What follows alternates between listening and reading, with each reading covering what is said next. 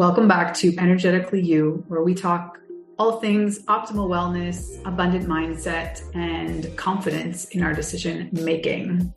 I'm your host, Megan Swan, a wellness coach and consultant and the founder of Megan Swan Wellness.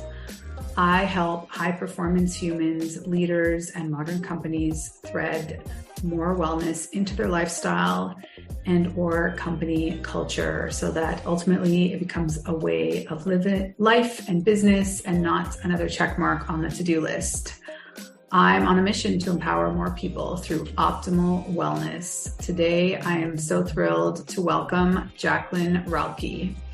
She is the founder and CEO of the JW Method, JW Consulting Inc., and the Million Dollar Workspace.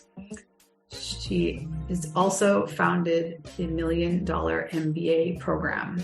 A chief success officer to the modern ambitious woman, she helps women unapologetically shatter the glass ceiling. Jacqueline is an ex-corporate sales executive that soared up the corporate ladder by the age of 24 years old, cumulatively managing over 700 million combined in her career in capital markets, on the trading floor, and in private sector. Now running her own multi-six-figure advisory and consulting agency, Jack is on a mission to make you a million-dollar woman. Let's dive in. Welcome, Jack. I'm so excited for this conversation. I feel like I might get to know you in some ways I haven't yet discovered, and I'm so curious to hear a little bit more about your story and how you got to where you are today. So welcome. How are you? Thank you. I am so excited to be here. This is so long overdue, and I'm just excited to dive into all the things and peel back some of the layers and, share some more of my story and how we've gotten to where we are today. Amazing. So let's start with the ex-corporate part. And can you take us back to the decision-making on your part to, carve out your own path? Was it kind of this slow build to knowing what you needed to do, or was it like a snap decision? Paint the picture. Yeah. So, for those of you who aren't aware, I started my career working in capital markets on the trading floor. So I covered a third of Canada at the age of 21 years old and sold equity derivative structured products. And I was given a third of Canada and about $500 million to manage at a very young age. And it was very much sink or swim. And for those of you who aren't aware of the trading floor, it's literally Wolf of Wall Street on steroids. So if you think about it, it's like one woman to call it 400 men, let's say. So especially as a young, high-performing woman and one who's in sales and is on the road traveling 3 weeks of the month, I was given the nickname PTA, planes, trains, and automobiles, because I was quite literally always on one. It really kind of shapes who you are as a woman and as a businesswoman very young. I left that actually within a couple of years, and I was recruited out to actually go run a sales team at a private equity strip and rebuild. So I was basically brought in as the new executive team to help them rebuild their entire sales portfolio, to build the valuation of the business to eventually package out and sell. But the interesting thing was, it was, again, a male-dominated industry again. I'm learning that those are quite hard to escape, no matter how much ED&I, corporations do to diversify and ensure equality between men and women and ethnicities within their cultures and organizations. And I went through kind of the same issues, the burnout, the manipulation, the sexual harassment from male colleagues and managers, and just those uncomfortable situations. So I always had this idea that I wanted to support other women who were in similar environments, but didn't really know what it would look like or what form it would take. I actually ended up leaving that job because it was extremely toxic and not an environment that I wanted to work in much longer. And at that point in time, my ex-boyfriend at the time was actually relocating to New York City for a job to work at an alternative asset firm. And he basically looked at me and was like, "I'm going to New York, so more or less find a way." And I was sitting there, and we lived at this beautiful condo in the Shangri-La on the 44th floor that overlooked all of Toronto. And I remember sitting there and just thinking, Jacqueline, if there's any time to take a chance on yourself, it is literally right now. And that is the moment I actually decided to start my original company, which was J Wellness, which was a corporate wellness and empowerment company for women. And originally it started with like posting workouts and talking about work-life balance and building a work-life balance guide for $11.99. And then eventually it just spiraled and kept growing into the monstrosity that it is today. But it really was this pivotal moment in my life where I was like, you know what?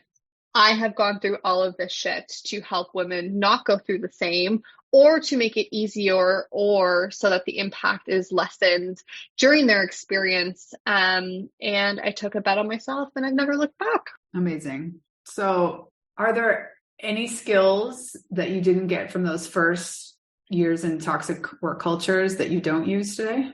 Well, it's actually quite interesting because when I worked in corporate, when I worked on the trading floor, I was a very structured type A OCD woman. So my calendar was time blocked by the minutes. Again, I was traveling so much that I would account for literally like Ubers to and from the airports. I would have like showers blocked into my calendar. Like every point of my calendar was really accounted for because it was the only way I could stay sane given, basically the workload that I had.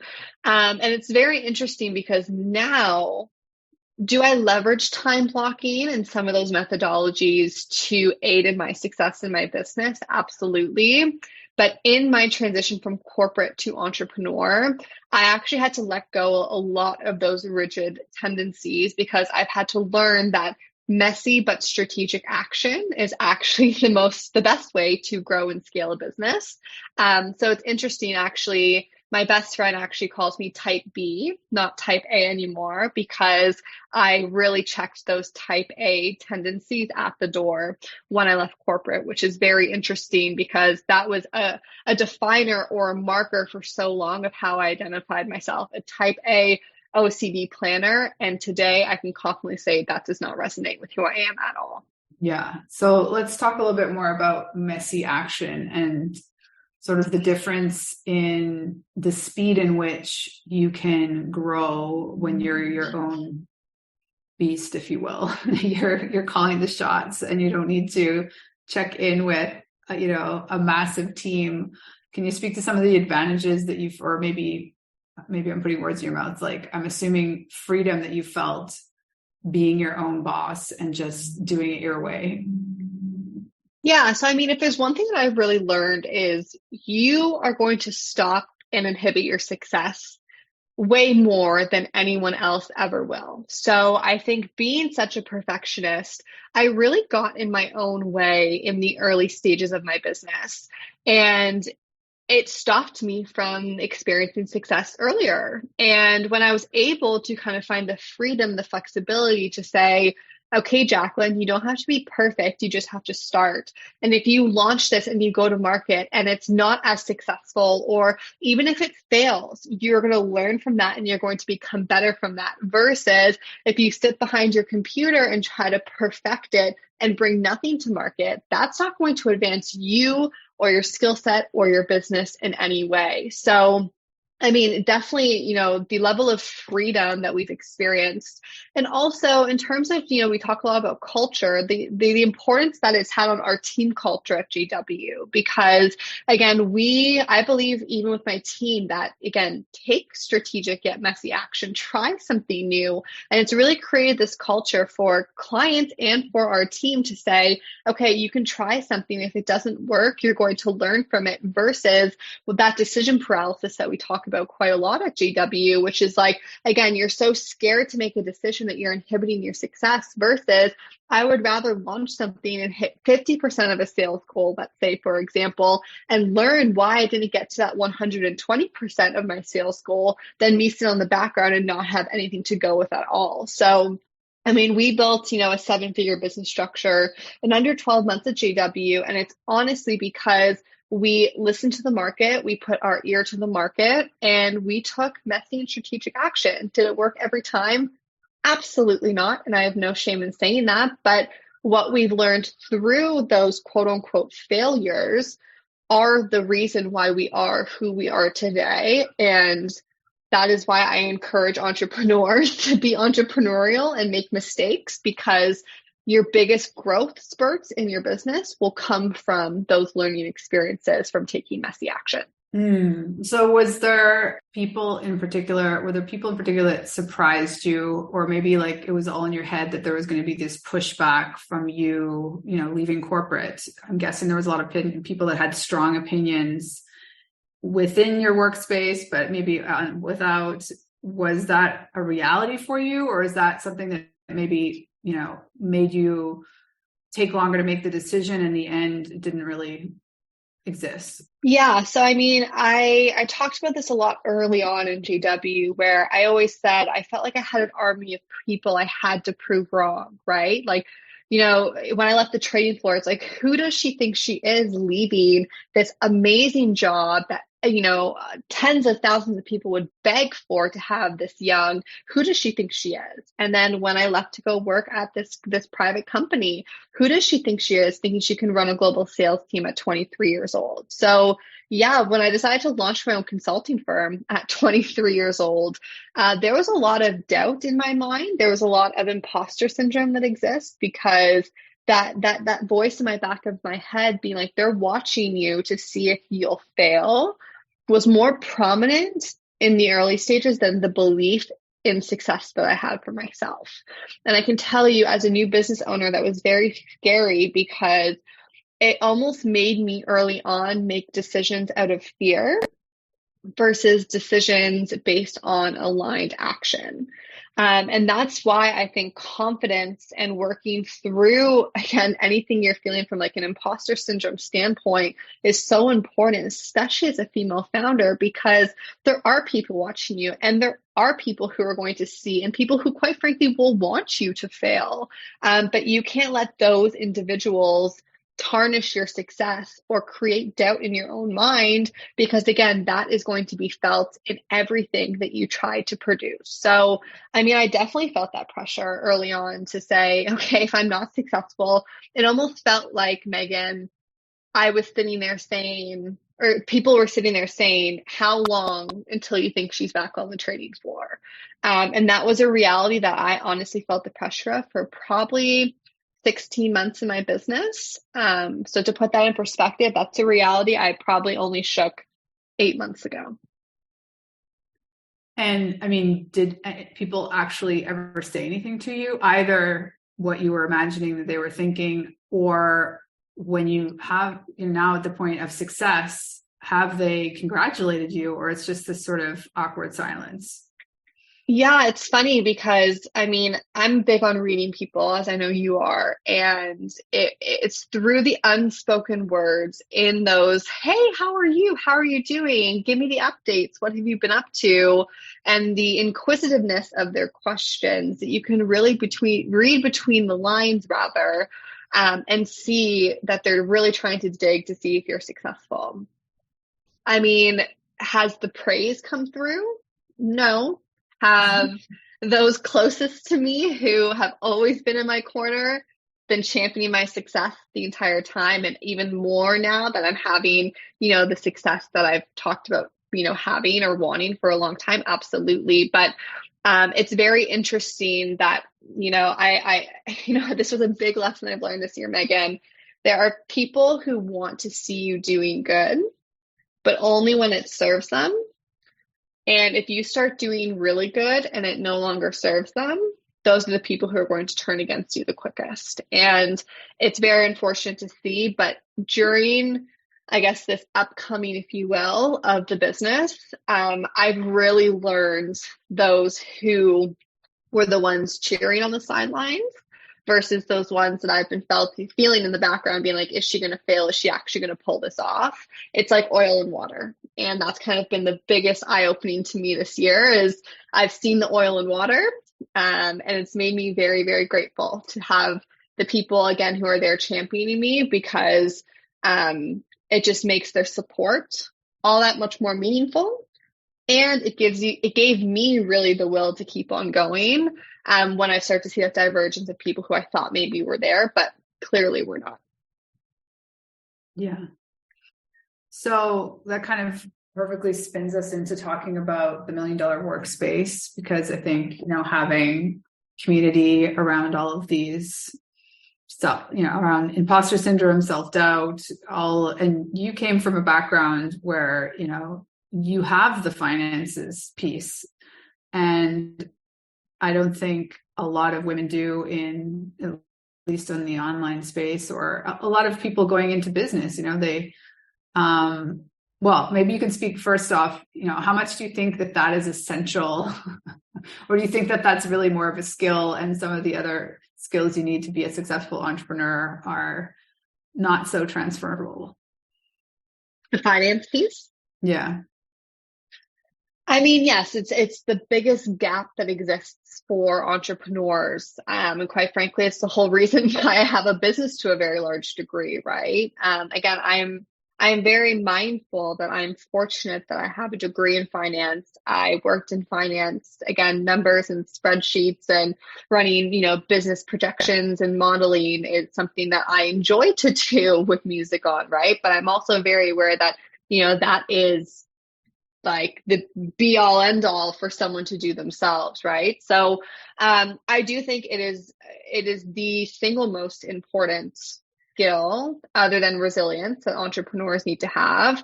But unfortunately, it's the biggest gap we see within the industry, right? Like, no one teaches you how to track your finances, or no one teaches you how to actually structure your business and diversify your revenue to make sure you're not dependent on one source that could be snatched away, at the, snap of a fingers. If something changed in the online space, something as simple as the wind changing, we know can completely wipe out business lines within a business in this turbulent industry. So I do think finances and resilience are my two biggest skill sets or qualities that I really look for in an entrepreneur, but also like willingness to learn. I think, when it comes to finances, specifically for entrepreneurs, they can be very daunting. And my biggest thing is, you don't have to be an expert, but you need to be able to basically understand the financial health of your business to make smart investment decisions. And as a CEO or as a founder, if you are not able to make those strategic decisions that are going to help you grow and scale your company because you don't have the knowledge and there's a knowledge gap, you have a fiduciary duty to your company and to your clients to make sure that you're at least closing that knowledge gap, to make decisions that are not only going to best serve you and the health of your company, but thus also better serve your clients as well. Because I'm sure everyone can relate to this, but when you feel like you're drowning financially, or when you feel like you don't understand your finances and you're not able to understand, what your profitability is, or you have what we call leaky bucket syndrome, where, money's coming in, but it's going out just as quickly. You don't understand where the leak in the bucket is. It can be very earth shattering to your confidence. And for me, that confidence is what is felt on the end of the clients. And that energetic exchange of being able to sit there and say, okay, I at least understand my finances, even if they're not that great. I have a path to understand what I need to do to save my business, grow my business, scale my business, whatever it might be. And that energetic exchange is felt on the end of your client, which is then in turn going to help your business grow as well. So it really is a never-ending feedback loop that I cannot place the importance on enough.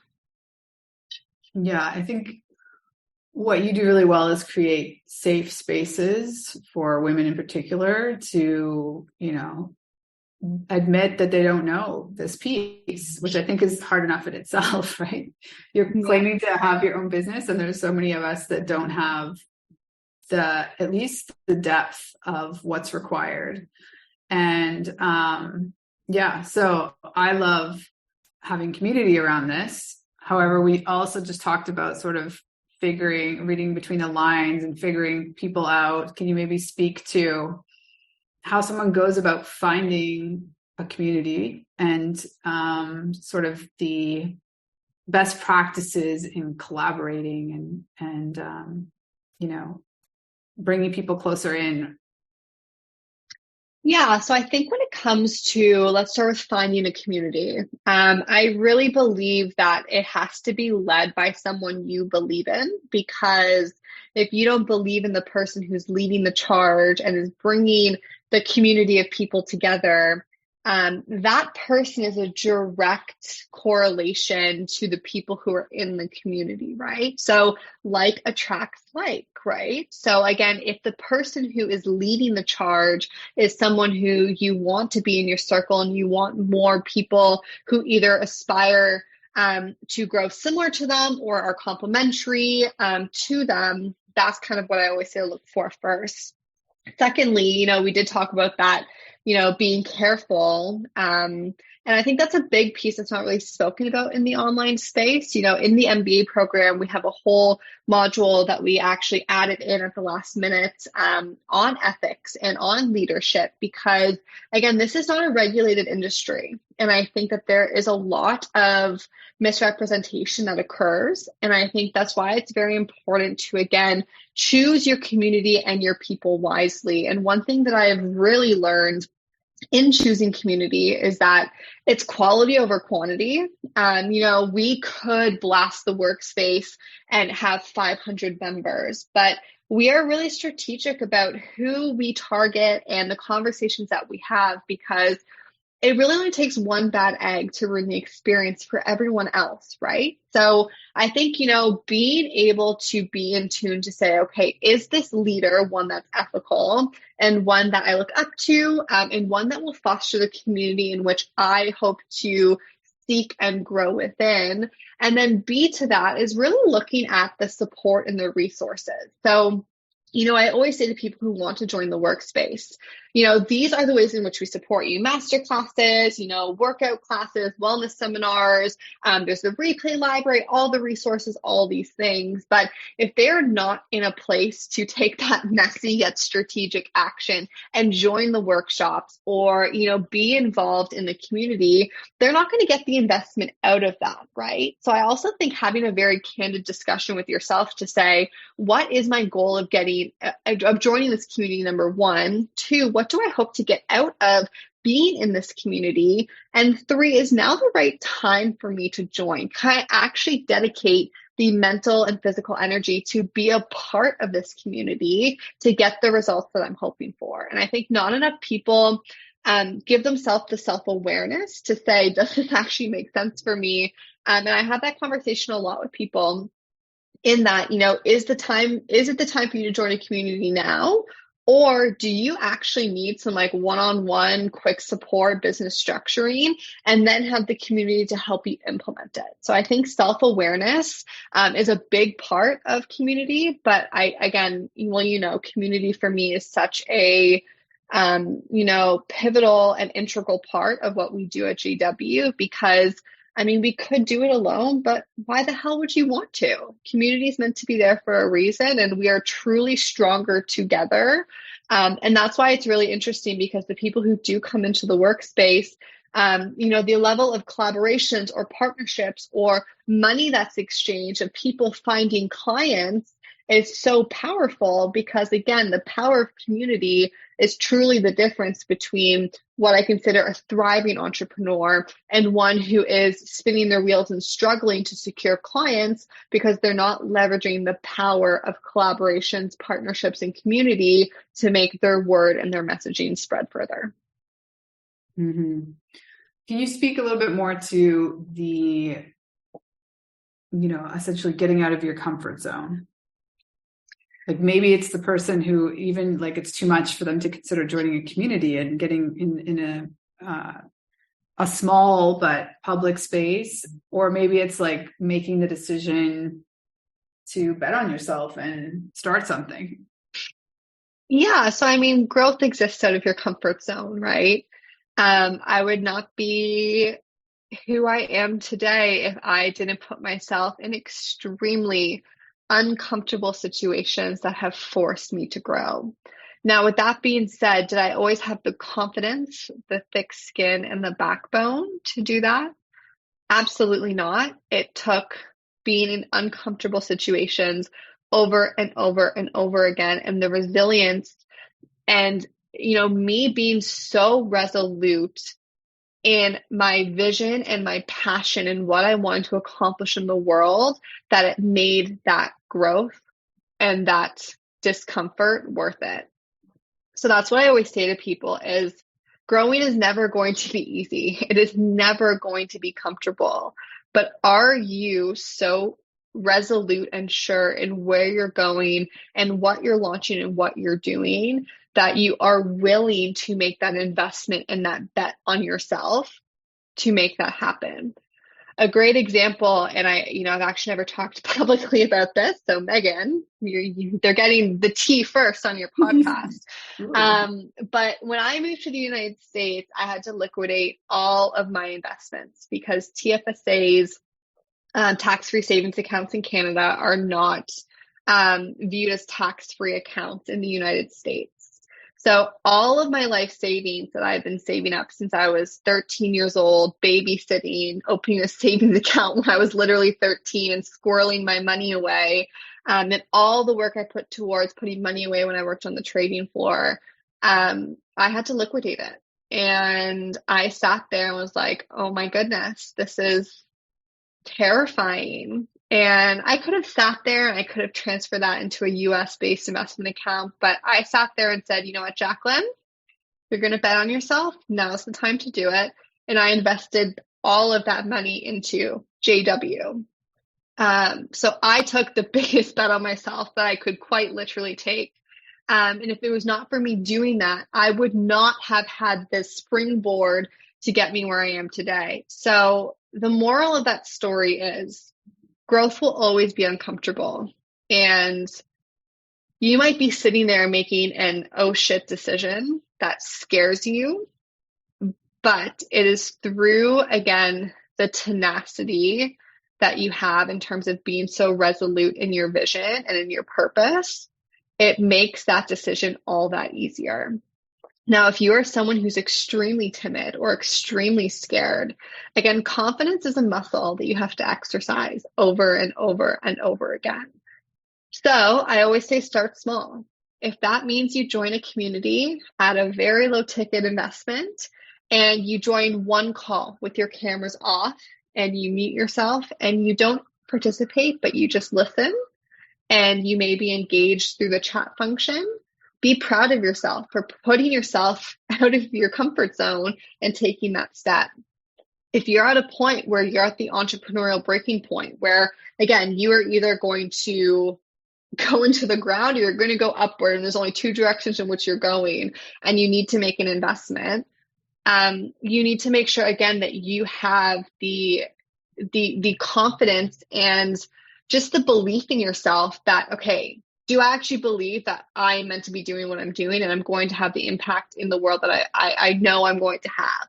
If the answer is yes, take that jump because that investment will pay off. And I think that's the biggest thing is a lot of people are scared to make investments because people have been burned a lot in this space.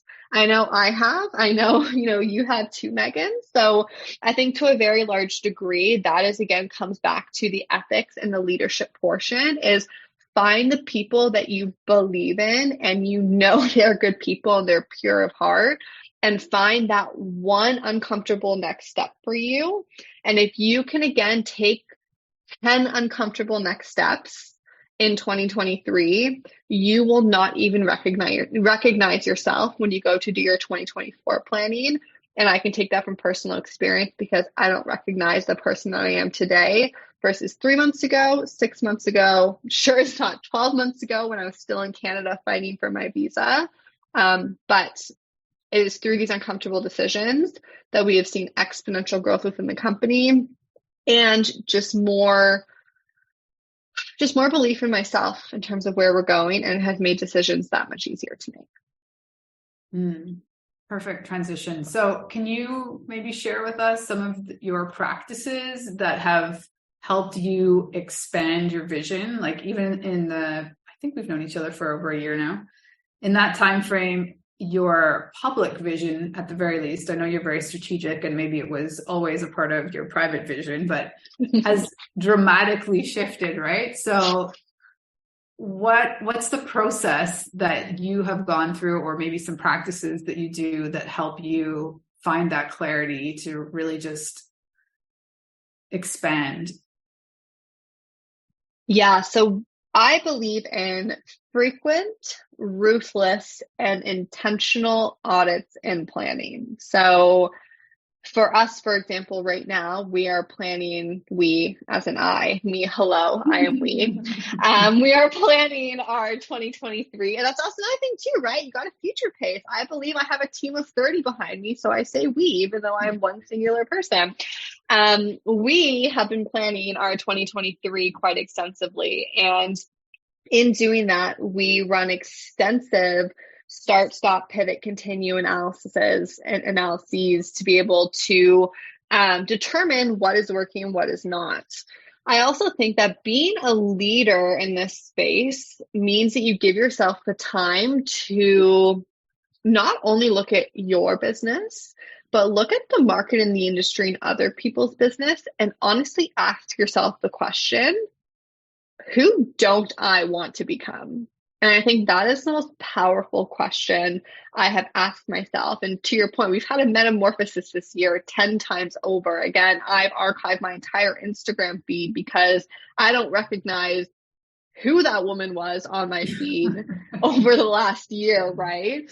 But has really come from me looking at the industry and saying, okay, what do I agree with? What don't I agree with? And where do I want to position myself in this industry, right?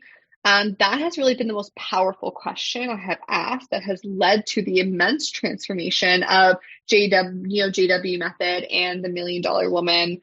But more importantly, it's really through the quarterly analysis. So we always try to what we call catch a falling sword. So every single quarter, we always make sure we run an extensive analysis of what just passed and said, okay, revenue, what was our top revenue streams? How do we do more of that? If our revenue was not diversified enough, okay, how do we need to adjust our forward-facing marketing and sales strategy to make sure that we are diversifying our revenue and income streams. So we are not, again, dependent on one.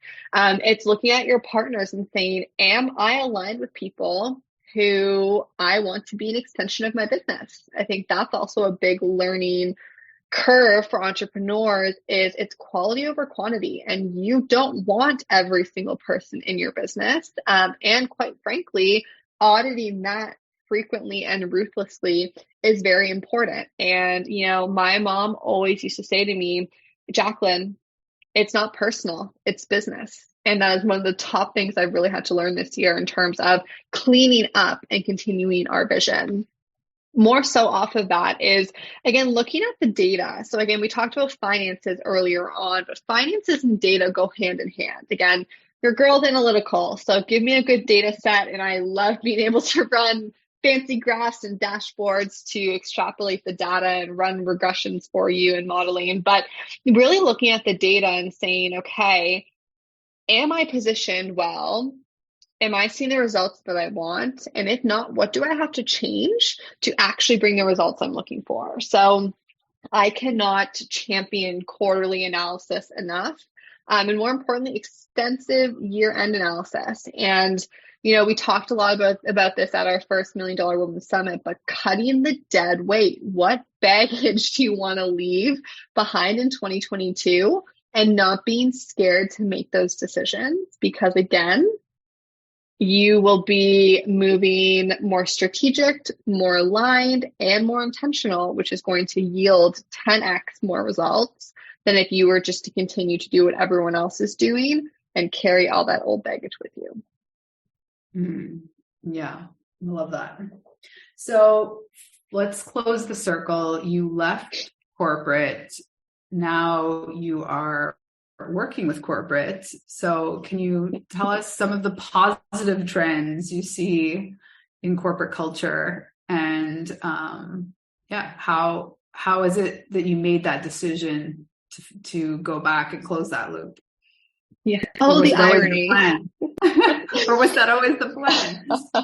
So you talk about the public plan and the private plan. So corporate always was in the private plan. It has always been our goal to be back in corporate to help, women, high performing juniors and high performing women executives shatter the glass ceiling. What I will say is I do believe the COVID-19 global pandemic was the best thing that ever happened to corporate North America, only because it has forced corporations to think differently about work-life balance. It has forced corporations to think differently in regards to how they support their women or employees who have families. Again, when you're on a call and you have your children running around you and the nanny's sick and you have laundry going off and the dishwasher and all these things that are happening, I really think it has taken away this persona that things have to be prim and proper and perfect all the time in corporate. I also think it has exposed vulnerabilities and weaknesses within corporations in terms of the retention of their employees. Again, we have seen, the great resignation since COVID, where a lot of individuals are leaving, their corporate jobs to switch into more companies like tech companies or startups because of their flexible work policies and their flexible pay policies and how they really champion women and, their ESG initiatives and diversity and inclusion versus like the more corporate dinosaurs, which really only care about driving profit to their bottom line at all costs, right? So that is really the big conversation that we are currently having with clients at JW is, again, we have developed our entire ED&I rating audit system. We're developing an algorithm for it, which basically does an analysis for corporations to say, how is your culture basically structured to attract and retain, women, minorities, high performers, and your top executives? And are you, again, that dinosaur, or are you that nimble company who has taken the COVID-19 global pandemic and has learned from it, right?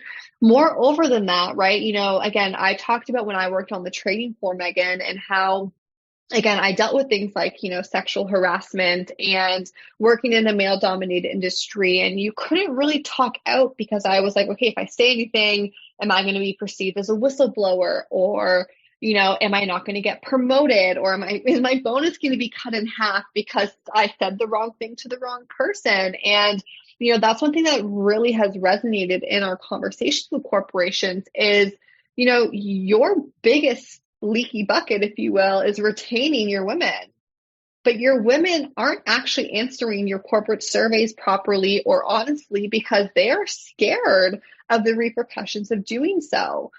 So that's where we've really worked to develop external mentorship and executive coaching for women specifically and high performers within, these large cap organizations, because if they're able to understand confidentially and unbiased why people are leaving, and we are then able to take that data set and go to leadership and go to HR and say, this is what the data is saying. Are you going to fix it? That is the gap we're working to close. So it's really interesting to see how my short 6-year journey has come full circle, because the whole reason why I left corporate and the whole reason why I started this company 2.5 years later in a million variations, we're getting back to the core essence, which is, can we fundamentally help large cap organizations change the way that they support their women, support, again, their diversity of their employees, and just honestly become better human beings, and understanding that their employees are just that, human beings. And at the end of the day, building the cultures and the leadership styles to be able to allow their businesses to flourish, which will directly impact their bottom line, which is also, quite frankly, so poetic and full circle. So what can you maybe share with us about your vision for 2023, the public or the private for JW? All the things. So yes, we have a lot going on at JW in 2023. Obviously, the JW method, which is our consulting firm for the ambitious woman, is going to be moving into a more gender agnostic positioning in the market. A lot of people have always said to me, Jacqueline, I don't really understand what you do. And that has kind of been the hardest question to answer, because the answer is we do it all, quite frankly, at JW. I'm very fortunate to have the team and the brain power to be able to do so.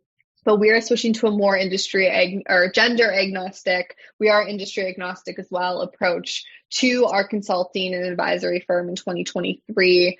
And more importantly, again, the end goal has always actually been to launch my own private equity venture capital firm, to be able to invest in women-owned businesses. So we are actually now becoming the global go-to consulting firm for business growth for pre-funding founders. So people who are in that 0 to 1 stage, pre-funding, who need help with business structuring, growth, financials, all the things that we talked about today. That's how we are positioned in the market, which is completely new and has not been said publicly. So again, spilling the tea on Megan's podcast today. That's also why we have the MBA program now. So the Million Dollar MBA program is our practical MBA for, again, the ambitious entrepreneur who wants to start, grow, and scale $1 million business in 12 months. So between that, the Workspace, and our $1 Million Women Summits as well, we are really shifting away from a advisory model that is capped in terms of capacity into this business model where we're very strategic about the few individuals that we work with on the consulting side. And then we have obviously the Workspace for community, the MBA for practical and tactical knowledge, and then the summits for the in-person integration experiences to really round out the entire service suite.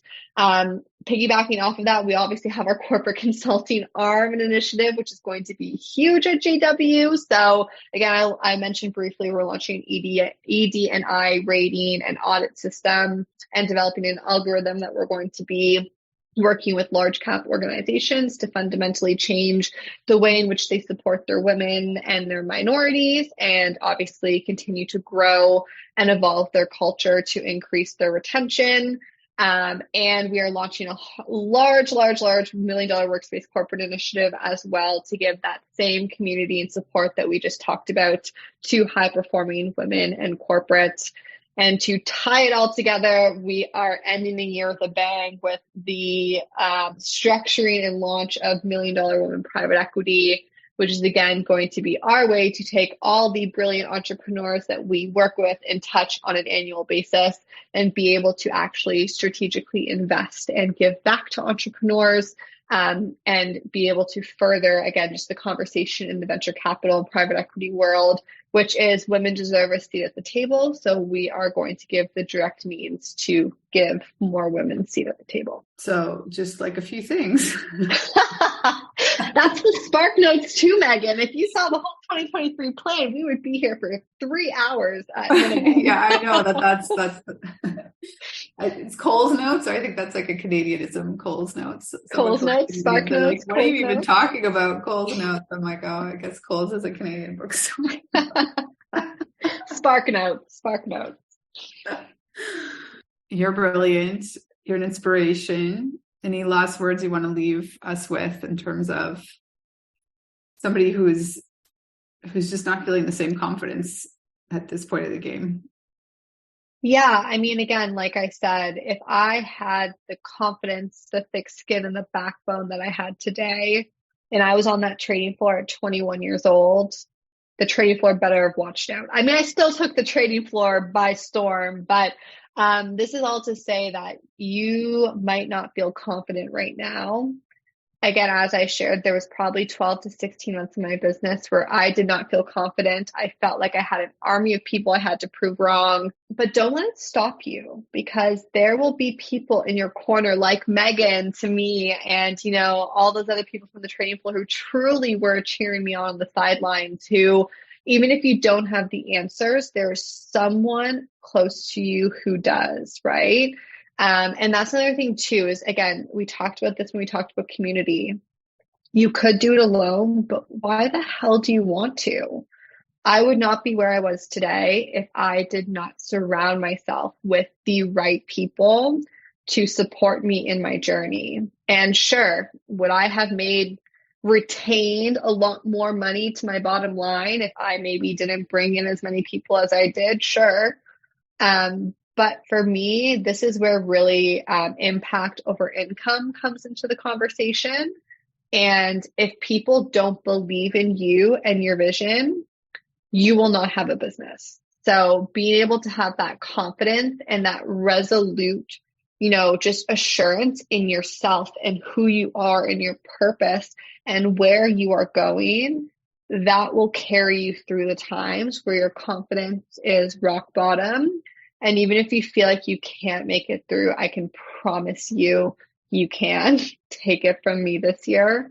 And just keep going. But again, don't do it alone. And if you don't feel that confidence, find your person or your people and surround yourself in the right rooms and in the right group that are going to help give you that confidence to keep on going, even when things get hard. Yeah, I think one of my favorite things that you reminded us of at the summit was, if you're the smartest person in any room next year, you're not in the right rooms. Amen. I was in a room on Wednesday and I had no place to be in that room, but I still I can't wait to hear about that. I guess I'll hear about it tomorrow.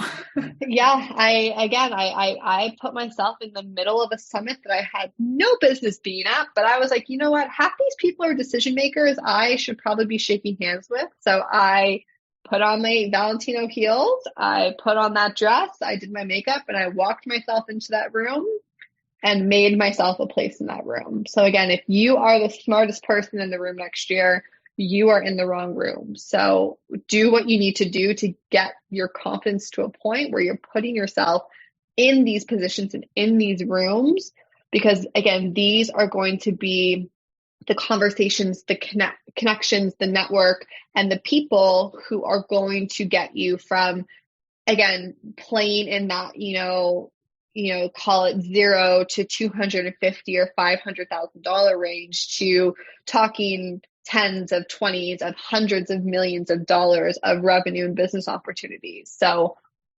get comfortable with being hella uncomfortable, because that is the only way you are going to grow. All right. So where are we sending people? What's the best way for people to reach out if they're interested in the workspace, the $1 Million MBA, the just working with you one-on-one?